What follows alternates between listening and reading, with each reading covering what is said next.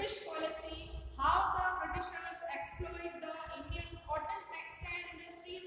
तो बच्चों हमने जाना था अपनी लास्ट क्लास में कि किस तरह से ब्रिटिशर्स ने इंडिया के अंदर जो कॉटन क्लॉथ था, जो कॉटन टेक्सटाइल मिल्स थी, उनको बर्बाद किया। हमने ये भी जाना कि कई तरह के जो कॉटन क्लॉथ थे, कॉटन टेक्सटाइल्स थे, वो इंडिया के पूरे वर्ल्ड में फेमस थी, जिसमें हमने ये देखा कि जो छीन है, जो बांधनी है, ये कुछ ऐसे कॉटन क्लॉथ है जिनकी डिमांड पूरे वर्ल्ड के अंदर थी। लेकिन जब ब्रिटिशर्स इंडिया आए और इसी के साथ जब ब्रिटेन के अंदर इंडस्ट्रियलाइजेशन शुरू हुआ, बड़ी बड़ी कॉटन टेक्सटाइल की बड़ी बड़ी कंपनियां, बड़ी बड़ी फैक्ट्रियां स्टार्ट हुई, तो ब्रिटेन के अंदर खूब सारा कॉटन बनने लगा। और इस कॉटन टेक्सटाइल की सप्लाई करने के लिए ब्रिटेन ने हमारी कंट्री इंडिया को एक मार्केट की तरह यूज किया। ये लोग इंग्लैंड से जो सूती कपड़ा था वो भारत में बेचते थे और यहाँ पर ये सूती कपड़ा बहुत ही कम रेट के अंदर बेचा जाता था, जिसके कारण इंडिया के जो रहने वाले लोग थे, जो इंडियंस थे, उन्होंने इस इंग्लैंड में बने हुए कपड़े का यूज करना ज्यादा से ज्यादा शुरू किया और जिसके कारण इंडिया के अंदर इंडिया में बना हुआ क्लॉथ जो था उसकी डिमांड कम हो गई और इस तरह से इंडियन कॉटन टेक्सटाइल इंडस्ट्रीज खत्म होने लगे। आज बच्चों हम लोग बात करेंगे कॉटन मिल्स कम अप। आज हम आ रहे हैं आगे अपनी कॉटन मिल्स जो थी, जो पहले बर्बाद हो गई थी, किस तरह से वो वापस शुरू हुई, ऐसा क्या हुआ वर्ल्ड लेवल पर कि जहाँ पर ये कॉटन इंडस्ट्रीज पूरी तरह से खत्म हो चुकी थी, वापस इन इंडस्ट्रीज को इंडिया के अंदर एक नया रास्ता मिला। क्यों ये कॉटन मिल्स जो थी वो शुरुआत हुई? क्योंकि लास्ट अपनी क्लास में हम लोग पढ़ चुके थे कि लगभग वे सारे लोग जो कॉटन मिल में वेवर्स का काम करते थे, इन वेवर्स की इंडस्ट्रीज बंद हो गई थी। कुछ वेवर्स जो थे सिटीज के अंदर काम करने के लिए चले गए, कुछ वेवर्स गांव के अंदर एग्रीकल्चरल लेबरर बन गए, मतलब किसान बन गए। तो ये चीजें हमने देखी थी। आज हम पढ़ेंगे कॉटन मिल्स जो वापस कैसे शुरू हुई, इंडिया में कैसे डेवलप हुई। तो देखिए बच्चों, 1854 AD the first mill in India was setup. India में पहली बार सबसे पहली कॉटन की मिल कब लगी थी बच्चों? 1854 के अंदर। कहाँ लगी थी?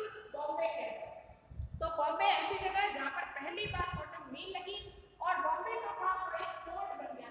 सी पोर्ट आप समझते होंगे बच्चों। सी पोर्ट का मतलब बंदरगाह, जहाँ से बड़े बड़े जहाजों के अंदर सामान डालकर दूसरे देशों में भेजा जाता है और दूसरे देशों का सामान समुद्र के रास्ते एक जगह पर पहुंचाया जाता है, उसे पोर्ट कहते हैं। तो बॉम्बे जो था इंडिया के अंदर सबसे बड़ा उस समय का पोर्ट बन गया और बॉम्बे से लेके export raw material to China and England. और अब इसी बॉम्बे से, बॉम्बे के पोर्ट से चाइना और इंग्लैंड की तरफ कॉटन का जो माल था, जो कॉटन मिल्स में जो कॉटन टेक्सटाइल बनता था, कॉटन का कपड़ा बनता था, उसे विदेशों में भेजा जाने लगा। सबसे ज्यादा जो कॉटन टेक्सटाइल था वो चाइना और इंग्लैंड में एक्सपोर्ट किया जाता था।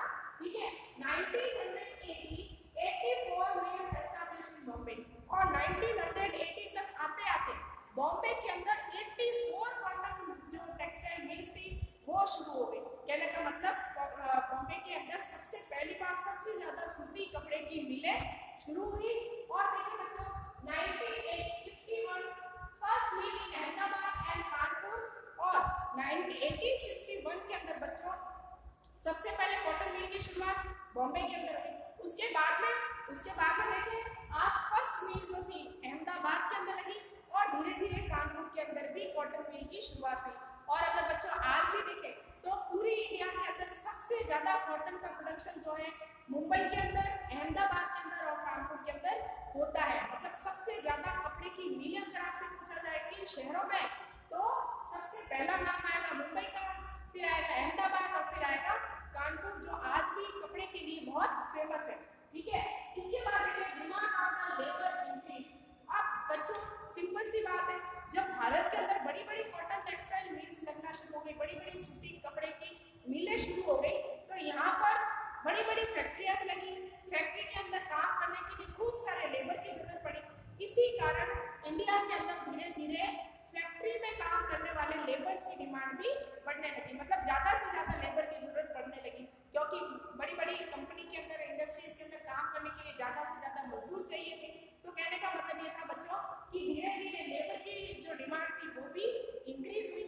इसी के साथ अगर आप देखें, during the first world war textile imported from Britain declined and Indian factories fall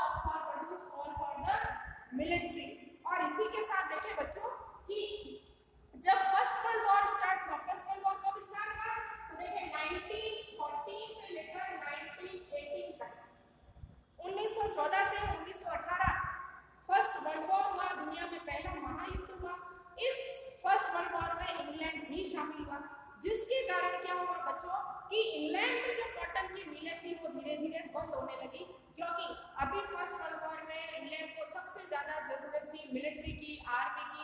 पूरा इंग्लैंड जो था वो ध्यान दे रहा था देश को फर्स्ट वर्ल्ड वॉर में बचाने के लिए। इसीलिए फर्स्ट वर्ल्ड वॉर के अंदर इंग्लैंड में जो कॉटन की मिलें थी बच्चों को बंद हो गई, और साथ में इससे फायदा भारत को मिला। अब भारत को क्या फायदा मिला बच्चों, तो देखें कि इंडिया के अंदर मिलिट्री क्लोथ की डिमांड बढ़ने लगी। मतलब इंग्लैंड के लिए जो मिलिट्री आर्मी में जो लोग थे, जो सोल्जर्स थे, उनके लिए जो मिलिट्री की जो ड्रेस थी उसकी डिमांड इंडिया से पूरी की जाने लगी। तो कहने का मतलब मिलिट्री सोल्जर्स की क्लॉथ की डिमांड जो थी वो इंडिया पूरी करने लगा। इसके कारण इंडिया में कॉटन मिल जो थी वो वापस डेवलप होने लगी। पहला कारण क्या, फर्स्ट वर्ल्ड वॉर, क्योंकि फर्स्ट वर्ल्ड वॉर में कौन सा देश शामिल हुआ था, इंग्लैंड शामिल हुआ था, जिसके कारण इंग्लैंड की कॉटन टेक्सटाइल मिल्स पूरी तरह से बर्बाद हो गई थी। और इसीलिए इंग्लैंड में जो मिलिट्री के जो सोल्जर्स की जो क्लॉथ थी, मिलिट्री क्लॉथ की जो नीड थी, वो भारत ने पूरा करना शुरू किया था। इसके अलावा देखिए बच्चों, ये तो हो गई कॉटन मील की बात। कॉटन के बारे में, कॉटन टेक्सटाइल के बारे में हम खूब सारी बात अपनी लास्ट क्लास में भी कर चुके हैं, जिसमें हमने एक टॉपिक पढ़ा था हु वाज वेवर्स। वेवर कौन थे, कपड़ा बुनने वाले लोग थे। किस तरह से पूरे इंडिया के अंदर ये वेवर्स जो थे कॉटन टेक्सटाइल का चरखे से और तकली की यूज करके कपड़ा बनाते थे। ये कपड़ा पूरी दुनिया के अंदर बिकता था, लेकिन धीरे धीरे जब दुनिया के अंदर इंडस्ट्रियलाइजेशन शुरू हो गया तो इस कपड़े की डिमांड भी खत्म हो गई और इंडिया का जो टेक्सटाइल था वो पूरी तरह से बर्बाद हो गया। और बाद में वापस जब फर्स्ट वर्ल्ड वॉर शुरू हुआ और 1154 के अंदर वापस बॉम्बे के अंदर सबसे पहली बार मील लगाई गई। मील का मतलब मशीनरी से कॉटन टेक्सटाइल का प्रोडक्शन स्टार्ट हुआ। और जब फर्स्ट वर्ल्ड वॉर शुरू हुआ तो इंडिया के अंदर कॉटन की वापस जो थी डिमांड थी वो कुछ ज्यादा बढ़ने लगी। ठीक है, अब हम बात करेंगे बच्चों आयरन स्मेल्टर्स के। आयरन स्मेल्टर्स लोहे का काम करने वाले, लोहे को गलाने वाले लोग, है ना। तो इसके बारे में बच्चों बात करेंगे। आपका हेडिंग है the sword of Tipu Sultan and the wootz steel. ठीक है, तो वुड्स, पहले ये चीज समझ लें आप कि यहाँ पर स्वॉर्ड ऑफ टीपू सुल्तान क्यों लिखा है। देखिए बच्चों, एक इंग्लिश मैन था जिसका नाम था फ्रांसिस ब्रुकेना। ठीक है, ये जो फ्रांसिस ब्रुकेना था ये टीपू सुल्तान की डेथ के 1 साल बाद मैसूर आया था। हम लोग पढ़ चुके हैं टीपू सुल्तान जिसके फादर का नाम हैदर अली था। टीपू सुल्तान हैदर अली की डेथ के बाद में मैसूर का राजा बना था। ठीक है, इसकी एक तलवार की फोटो आप देखेंगे। स्वॉर्ड का मतलब बच्चों तलवार होता है, जिसकी पिक्चर आपकी बुक के अंदर दी हुई है। ठीक है, तो जो फ्रांसिस ब्रुकेना था ये टीपू सुल्तान की डेथ के 1 साल बाद मैसूर आया। यहाँ पर इसने जो बुक लिखी थी, ठीक है ना, उसमें इसने वो टेक्निक के बारे में लिखा जिससे वुड्स स्टील बनता है। अब ये वुड्स स्टील क्या होता है, जिसको हम स्टेनलेस स्टील कहते हैं, जिसको हम फौलाद कहते हैं, जिससे तलवारें बनती है। इसने अपनी बुक के अंदर उस टेक्निक के बारे में लिखा जिससे स्टील बनता था, जिसका फायदा पहली बार इंडिया में देखें आप लोग बच्चों मैसूर को मिला। मैसूर के अंदर इसी टेक्निक की वजह से कई सारे फर्नेस लगने लगे। लोहा गलाने की बड़ी बड़ी जो भट्टियां थी, जो फर्नेस कहलाती थी, इनकी शुरुआत मैसूर के अंदर होने लगी। तो देखिए बच्चों, ध्यान में रखें अभी Francis Buchanan left an account of the technique by which woods steel was produced. Francis Buchanan Mysore आया, मैसूर के अंदर रहा ये, और यहाँ पर इसने एक टेक्निक बताई जिससे वुड्स स्टील बनता था। ये वुड्स स्टील बहुत ही स्ट्रॉन्ग स्टील होता था बच्चों, और इसको तमिलनाडु के अंदर और इसके अलावा देखिए आप कर्नाटक के अंदर अलग अलग नाम से भी जाना जाता था। जैसे अगर बच्चों में बात करूं तो इसको हुक्का या उक्कू कहा जाता था कन्नड़ के अंदर। कन्नड़ लैंग्वेज के अंदर इस स्टील को क्या कहते थे, उक्कू कहते थे। साथ में तमिलनाडु और हम बात करें मलयालम के अंदर तो इसे उरक्कू कहा जाता था। उरक्कू और उक्कू दोनों ही वर्ड स्टील के लिए इंडिया में काम लिए जाने लगे।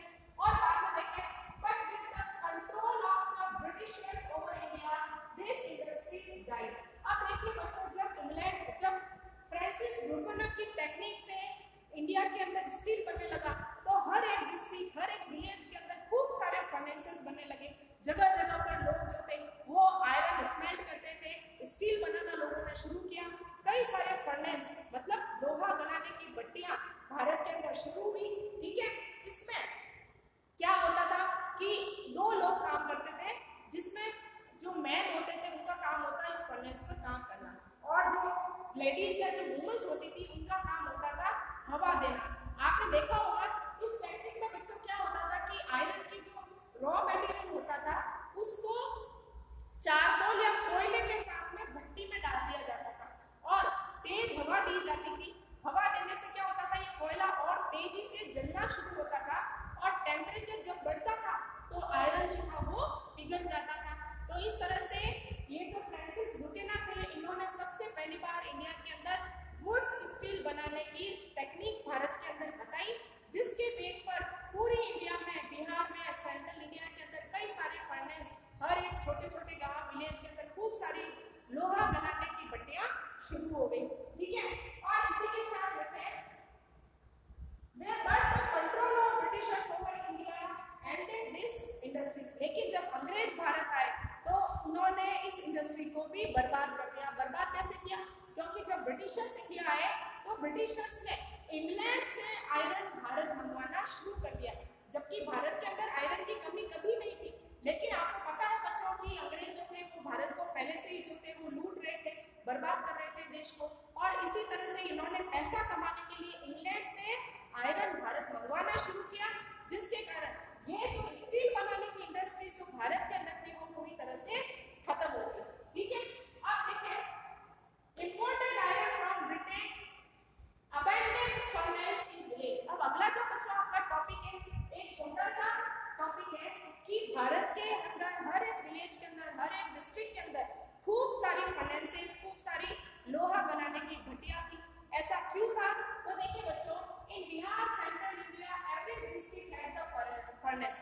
बिहार में, सेंट्रल एशिया, इंडिया के अंदर अगर देखें तो सबसे ज्यादा हर डिस्ट्रिक्ट के अंदर फर्नेस थे। ज्यादातर लोग जो थे वो इन फर्नेस के अंदर लोहे को गलाने का काम करते थे और इस लोहे से बाद में स्टील बनाया जाता था। लेकिन बाद में क्या हुआ कि in 19th century craft of iron smelting was declined due to the forest law. लेकिन जब अंग्रेजों ने भारत के अंदर फॉरेस्ट लॉ लागू किया तो ये फर्नेस भी धीरे धीरे बंद हो गए। अब बच्चों फॉरेस्ट लॉ का कह सकते हैं कि स्मेल्टिंग प्लांट से क्या लेना देना है? तो देखिए बच्चों, फॉरेस्ट के अंदर हमको क्या मिलती है? वुड मिलती है। वुड को जला के क्या बनाया जाता है? कोल बनाया जाता है। कोल का यूज कहाँ होता है? फर्नेस में,